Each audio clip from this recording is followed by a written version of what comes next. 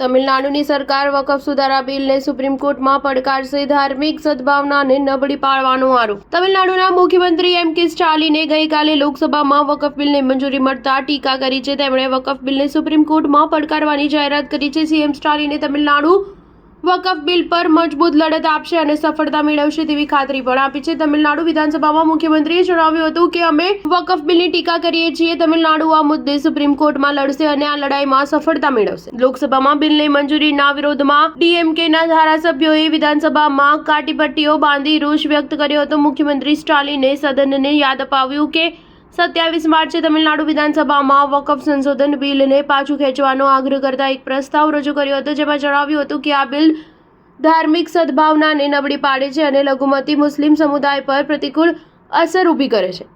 ભારતભરમાં મોટાભાગના રાજકીય પક્ષોએ આ બિલનો વિરોધ કર્યો છે. તેમ છતાં લોકસભામાં તેને મંજૂરી મળી તે અત્યંત નિંદનીય છે.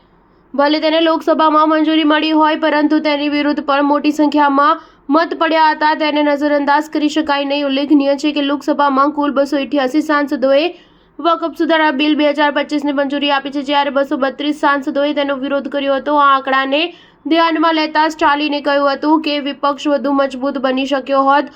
આ કાયદો સંપૂર્ણપણે પરત લેવામાં આવશે. બિલને મંજૂર કરવાનો સમય અને રીતની પણ ટીકા કરી છે. સ્ટાલિને કહ્યું કે દેશના મોટાભાગના રાજકીય પક્ષોના વિરોધને નજરઅંદાજ કરતા મોડી રાત્રે 2 વાગે આ સંવેદનશીલ કાયદો રજૂ અને મંજૂર કરવાની રીત ખોટી છે. તે બંધારણ પર સીધો પ્રહાર છે અને સાંપ્રદાયિક સદભાવના બગાડવાનો પણ પ્રયાસ છે. અમે આ બિલને સુપ્રીમ કોર્ટમાં પડકારીશું. તેનું વિરુદ્ધ કાયદાકીય અને રાજકીય લડાઈ લડીશું. સ્ટાર ન્યૂઝ 7 હંમેશા સચ્ચાઈની સાથે.